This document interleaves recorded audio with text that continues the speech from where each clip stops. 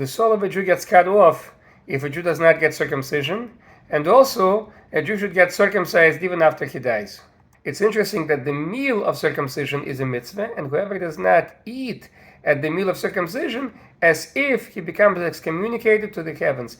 And therefore, it's the practice not to invite people to circumcision, because if they would not come for whatever reason, they should not become excommunicated to the heavens.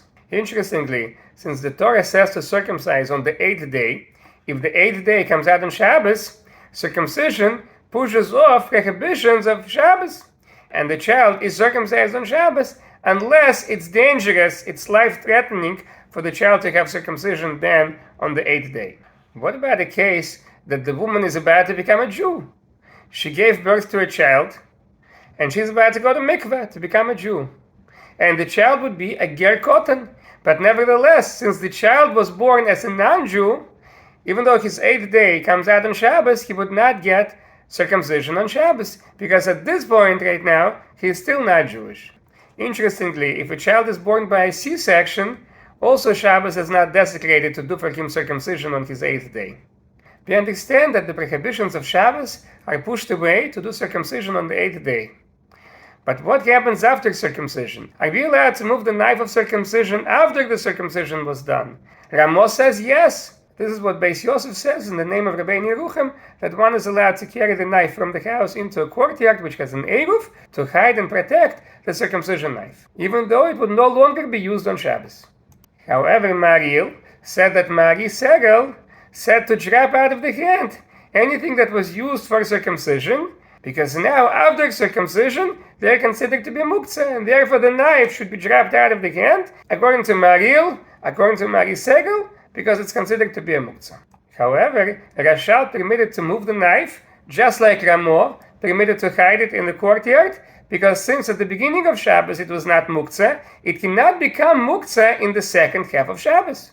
Taz says that he is not in the position to decide between the great Torah giants, Mariel and Rashal. However, it appears to Taz that it's forbidden to carry the knife after circumcision into the courtyard, even though there is an eruv between the courtyard and the house.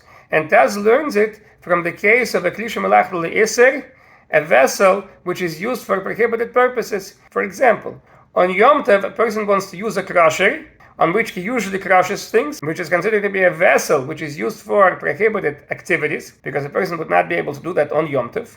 But nevertheless, he wants to use that board to cut meat. So Beis Hillel says, yes, he'd be allowed to cut meat on it for Yom Tov. However, after he cut the meat, he would not be able to move that board.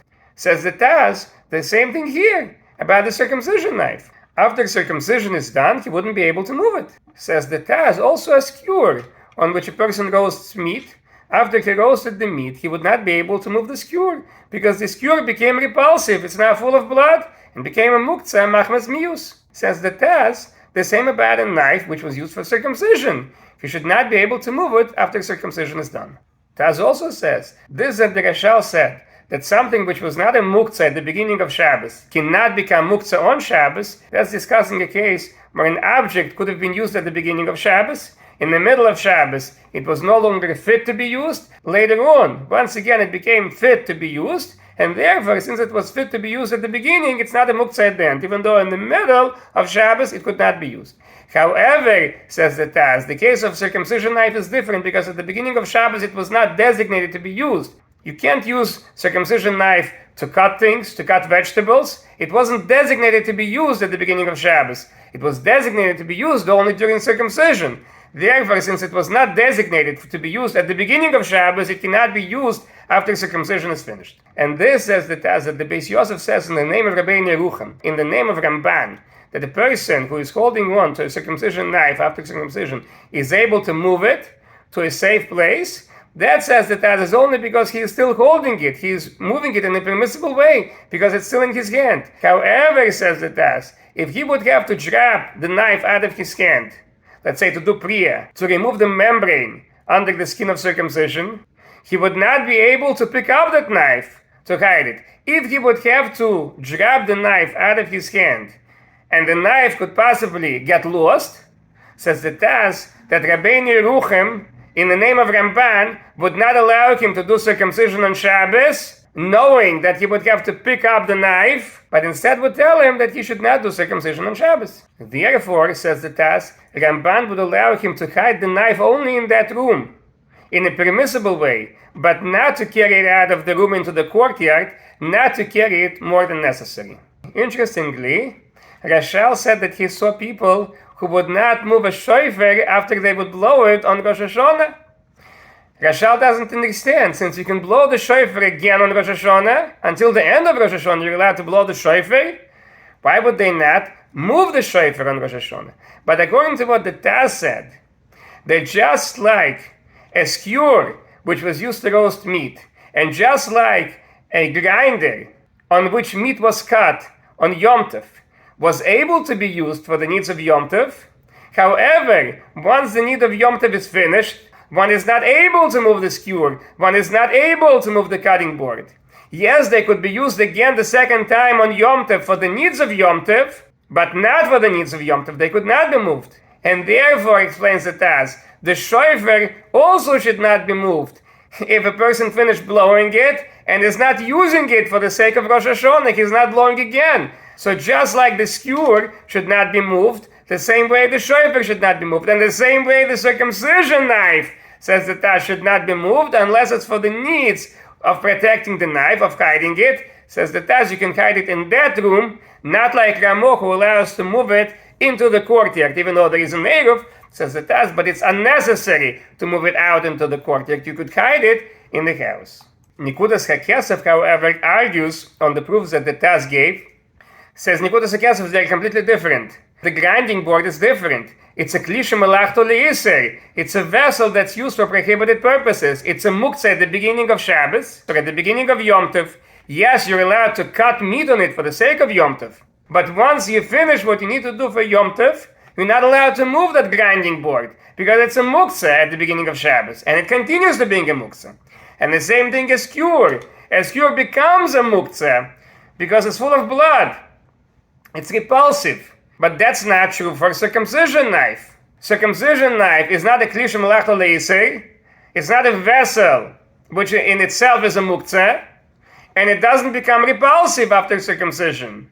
However, Nikudas HaKesef agrees that Ramo would allow to move that circumcision knife only if it's necessary, and would not allow to carry it for no reason. Interestingly, in a place where a Jew is not allowed to carry because of rabbinical prohibition, and he forgot a circumcision knife before Shabbos, he would be allowed to tell a non-Jew to bring that knife for circumcision. However, if he is in a place in which the Torah forbids him to carry, he would not be able to ask a non-Jew to bring that knife of circumcision, even though there is a mitzvah, because it's a Torah prohibition to carry. In a place where there is a rabbinical prohibition, rabbis did not make double prohibition. They did not make a prohibition for him to carry, and on top of that, they did not make a prohibition for him to tell a non-Jew to carry. They did not make a prohibition on top of a prohibition.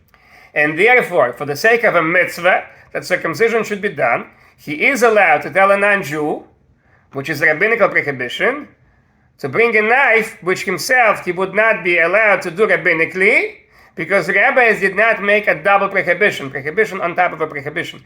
But in a place where the Torah says not to carry, and to tell a non-Jew to carry, well, that's a rabbinical prohibition, he would not be allowed to ask a non-Jew to bring the knife, even though the mitzvah is involved. And hinting to a non-Jew also would not help, because a Jew is getting benefit from what a non-Jew is doing. Hinting only works if a Jew is not getting benefit. In the case of a shvus d'shvus b'mokam mitzvah, if it's a double rabbinical prohibition and the mitzvah is involved, he does not need to hint. He could tell a non-Jew directly to bring a knife. And in the case where there is a Torah prohibition to carry, hinting also does not help, because he's getting benefit. What if the baby was born bein hashmoshes at the beginning of the night, and it's a question if it's still the day, because the stars did not come out, or if it's already the night, because it's after sunset. So in such a case, it would count 8 days from the night. However, if he was born Friday, right after sunset, before the stars came out, we're in doubt if he was born on Shabbos itself, at the night, or if he was still born on Friday. So in such a case, we would not push off Shabbos, we would not do circumcision on the 8th day, counting from the evening, counting from Shabbos, we would do it on Sunday, because Shabbos prohibitions are not pushed away in the case of doubt. Shulchan Aruch also says that even the second day of Yom Tov would not be pushed off in such a case of doubt. However, the Shach argues with the Shulchan Aruch and says in that case, we would go with the opinion of the Rambam that the second day of Yom Tov outside of Israel would be pushed off in the case of doubt. And Bartanura says that's only in the case of Rosh Hashanah, where the second day and the first day have one continuous Kedusha, one continuous sanctity, then we would not push off the second day in the case of doubt, because it has the same sanctity as the first day. However, any other Yom Tov which is outside of Israel has a second day. In the case of that, we would do circumcision. Noidi Behuda explains the Shulchan Aruch. For example, the baby was born Friday night. It's questionable if it's Shabbos or not, because the sun already set, but the stars didn't come out. So when should we do circumcision? Do it on Shabbos. We cannot do it on Shabbos because it's questionable. Do it on Sunday. Sunday is the first day of Yom Tov, and Monday is the second day of Yom Tov. So we should push it off until Tuesday. Do it on the 12th day, not on the 8th. On the 12th, because we're anyways pushing it off. Now that we're not doing it on Shabbos, why should we do it on Monday, the 11th day? Push it off completely, do it on the 12th day.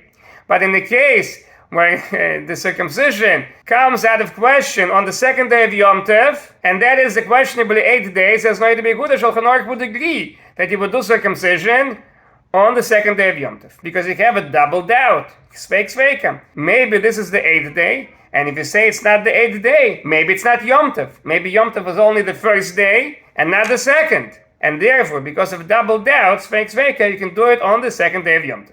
And we would not say Dover Sheyesh Lo Matirin. We would not say let's wait and do circumcision after Yom Tov, because right now he is in prohibition.